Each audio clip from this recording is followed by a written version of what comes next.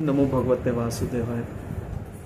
श्री कृष्ण गोविंद हरे मुरारे, हे नाथ नारायण वासुदेव, हे नाथ नारायण वासुदेव, हे नाथ नारायण वासुदेव।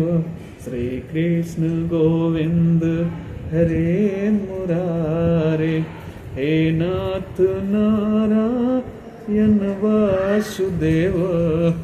श्री कृष्ण गोविंद हरे मुरारे, हे नाथ नारायण वासुदेव, हे नाथ नारायण वासुदेव, हे नाथ नारायण वासुदेव। श्री कृष्ण गोविंद हरे मुरारे, हे नाथ नारायण वासुदेव। श्री कृष्ण गोविंद हरे मुरारे, हे नाथ नारायण वासुदेव। हे कृष्ण करुणा सिंधु दीन बंदे जगतपते, गोपेश गोपीकांत राधाकांत नमोस्तुते। जय हो प्रभु। ओम नमो भगवते वासुदेवाय। भगवान श्री कृष्ण चंद्रकला में जन्म लिए थे और 16 कलाओं में निपुण थे। भगवान द्वापर में भगवान विष्णु के 8वें अवतार थे और उन्होंने भीष्म पर्व में अर्जुन को गीता का ज्ञान दिया था। गीता एक अलौकिक ग्रंथ है। गीता ज्ञान गंगा है। गीता हमें ये सिखाती है कि अपने मन से, वचन से, कर्म से और अपने तन से कर्म सही करना चाहिए। गीता में भगवान श्री कृष्ण दर्शन शास्त्र, राजनीति, नीति, नियम, जीवन जीने की कला, मोक्ष, कर्म, भक्ति, ज्ञान और बहुत सारे चीजें भगवान ने बताई है कि मौत क्या है, जीवन क्या है। बहुत सारे चीजों का उन्होंने ज्ञान दिया है। इसमें कर्म की प्रधानता उन्होंने बहुत बताया है कि सब कुछ कर्म ही है, सब कुछ कर्म ही है और कर्म इंसान को अपने वचन से, मन से, तन से, भाव से, विचार से सही करना चाहिए। तो यही वो किताब है जिसमें भगवान अपने मुख बिंदु से अर्जुन को कुरुक्षेत्र मैदान में दिया था। अर्जुन जब लड़ाई चल रही थी धर्म अधर्म के बीच में, अधिकार के बीच में, तो भगवान श्री कृष्ण ने अर्जुन को ये उपदेश दिया था। अर्जुन भाग रहे थे युद्ध छोड़ के, बोला कि मैं अपनों की जान नहीं लूंगा, अपनों को मारूंगा नहीं।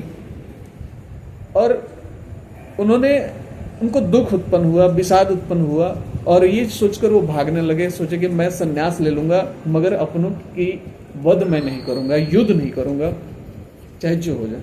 तो भगवान श्री कृष्ण ने उनको समझाया और यही गीता का ज्ञान दिया।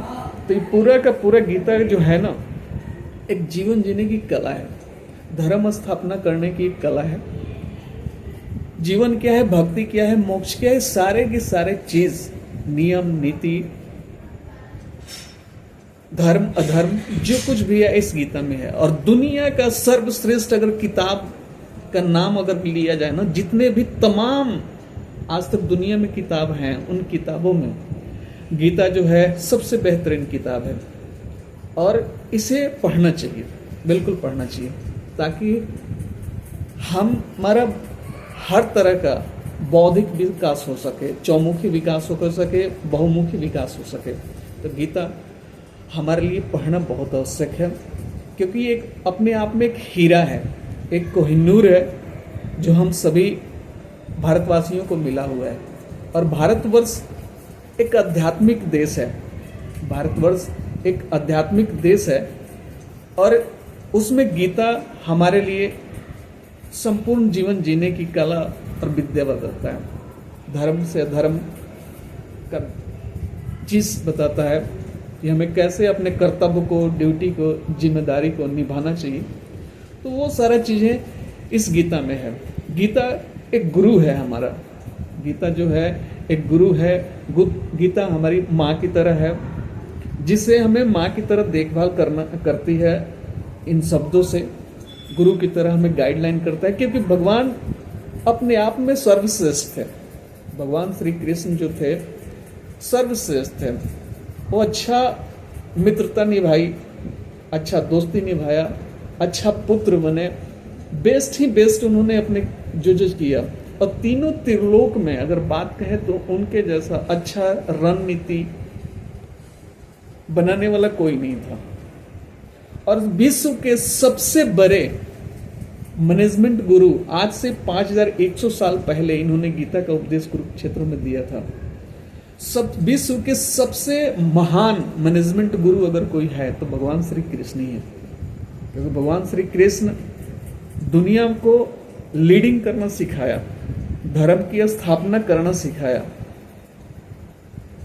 लड़ना सिखाया, अपने कर्तव्य के प्रति जागरूक किया। और ये भी बताया इस गीता में एक चीज और है कि इंसान को दो ही जगह पर लड़ना है। एक तो खुद से लड़ना है और दूसरी लड़ाई अपनों से लड़ना है। क्योंकि अपनों ने महाभारत में आप देखे ही होंगे कि महाभारत जो है उसमें एक देवर जो है अपने भाभी का ही वस्त्र हरण करता है, चीर हरण करता है। तो एक तो खुद से लड़ना है, दूसरा और एक अपनों से ही लड़ना है। तो ये चीज हमें महाभारत से सीखने को मिलता है। धर्म की, कर्तव्य की स्थापना के लिए मिलता है। कैसे जीवन जीना चाहिए, कैसे जीवन जीना चाहिए, वो सारी चीज, तमाम चीजें जो है हमें सीखने को मिलता है गीता से। तो गीता एक हमारी धार्मिक ग्रंथ है। गीता एक हमारी धार्मिक ग्रंथ है, एक अलौकिक ग्रंथ है।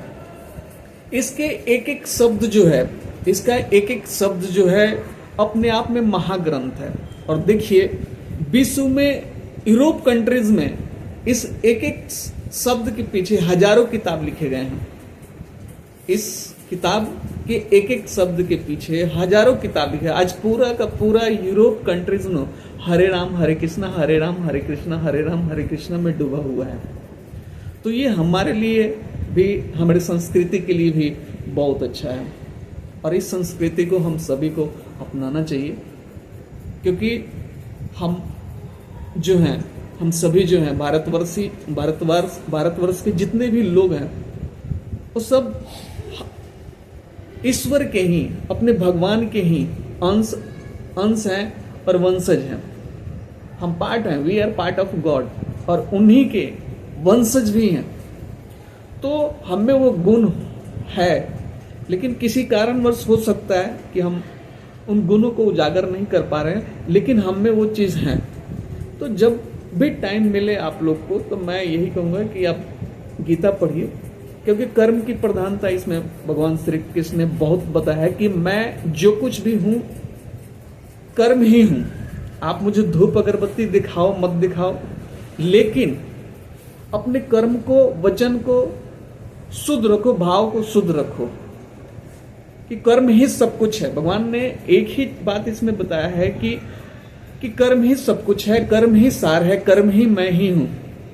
और भगवान ने कहा है कि एक पल के लिए मैं आपको माफ भी कर सकता हूं, मगर कर्म आपको इस धरती पर माफ नहीं करेगा। और जन्म और मृत्यु के बीच में मैं नहीं आता, जन्म और मृत्यु के बीच में आपके कर्म ही आते हैं। जैसा आप कर्म करते हैं वैसा आप फल पाते हैं। अब इसी बात को स्वामी विवेकानंद जी बड़े खूबसूरती के साथ कहा है कि कर्मों का परिणाम ना आने वाली 7 पीढ़ियों पर पड़ता है। कर्म का परिणाम जो है आने वाली 7 पीढ़ियों पर पड़ता है। तो सोच समझ के जीवन में कर्म करना चाहिए, क्योंकि यदि आप किसी की इज्जत को खराब करेंगे तो आपका भी कोई इज्जत खराब कर देगा। सार्वभौमिक सत्य है, यही प्रकृति का नियम है। तो भगवान श्री कृष्ण कहते हैं कि धूप अगरबत्ती जलाओ या न जलाओ, लेकिन अपने कर्म को सही रखो, विचार को सही रखो, शुद्ध रखो। क्योंकि जहां पर आपके कर्म शुद्ध होंगे वहाँ वही मंदिर है, वही पूजा है। तो भगवान ने बताया है कि अपने कर्म को ज्ञान से करो, भक्ति के साथ करो, तब आपको मोक्ष भी मिलेगा।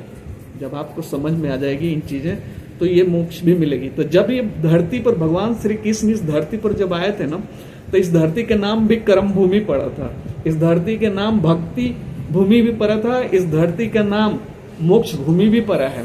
तो भगवान कृष्ण ने इस धरती को बहुत पावन बनाया, और भारत की भूमि जो है कर्म भूमि है, बिना कर्म के कोई यहाँ जी नहीं सकता। तो इसीलिए भगवान ने दूसरे अध्याय में 30वां श्लोक है, 47 श्लोक है, और इसमें आपको बताऊं कि 18 अध्याय है और 700 श्लोक हैं, जिसमें अध्याय नंबर 2 में और 47वां 47 श्लोक जो है उसमें भगवान श्री कृष्ण ने कहा है कि कर्मण्यवाधिकार रस्ते माँ फलेषु कदाचन माँ कर्म फल हेतुर्भु माते संगोत्सो कर्मणि, कि कर्म ही सब कुछ है। आप कर्म करते जाओ, कर्म करते जाओ, अच्छा करते जाओ, you will get better, you will get better, you will get better. आप कर्म अच्छा करते जाओ, जीवन में हर चीज मिलेगा। आप नियति पर भी भारी पड़ जाओगे, यदि आपका कर्म सही रहा तो नियति भी बदल जाएगी। तो वही ये बात आगे चल के 15वीं ईस्वी में रामचरितमानस में तुलसीदास भी कहते हैं कि कर्म प्रधान विश्व रचि राखा, जो जस करहि सो तस फल चाखा। तो भगवान की ये बातें हैं, कर्म ही सब कुछ है। भारत का जो भूमि है कर्म भूमि है, कर्म पर ही सारा लेख है और खेल है। तो कर्म हमें अच्छा करना चाहिए। और आप सभी को कृष्ण जन्माष्टमी की ढेर सारी शुभकामनाएं। राधे राधे। श्री कृष्ण गोविंद हरि मुरारे, हे नाथ नारायण वासुदेव। ओम नमो भगवते वासुदेवाय। राधे राधे। जय श्री कृष्ण।